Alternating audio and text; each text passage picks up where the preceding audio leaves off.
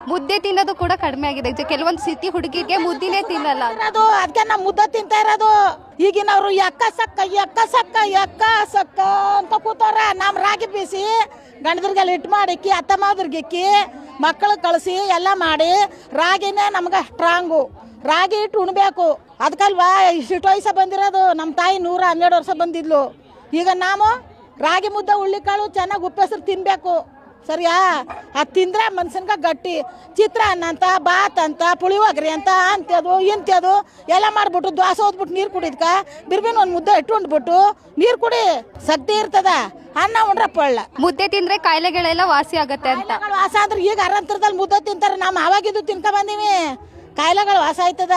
ಆದರೂ ಕರೆಕ್ಟಾಗಿರ್ಬೇಕು. ಇಷ್ಟು ಅನ್ನ ಉಂಡ್ಬಿಟ್ಟು ಅಷ್ಟೊಪ್ಪು ಇಟ್ಟು ಉಂಡ್ಬಿಟ್ರೆ ಅದ್ದಲ್ಲಿ ಚೆನ್ನಾಗಿ ಊಟ ಮಾಡಬೇಕು. ಬೆಳಗಾಯ್ತಲೇ ಎದ್ದು ಉಪ್ಪೆಸರು ಖಾರ ಅರ್ದು ಸೊಪ್ಪು ಕಾಳು ಹಾಕಿ ಬಸ್ಬಿಟ್ಟು ಮಾಡಿಬಿಟ್ಟು ಇಷ್ಟಪ್ಪ ಖಾರ ಹಾಕೊಂಡು ಸೊಪ್ಪು ಕಾಳು ಹಾಕೊಂಡು ಮುದ್ದೆ ಹೊಡೆದ್ರ ಏನೂ ಆಗಲ್ಲ. ಸರಿನಾ? ಡಾಕ್ಟ್ರು ಬೇಡ ಗಿಗ್ಟ್ರು ಬೇಡ.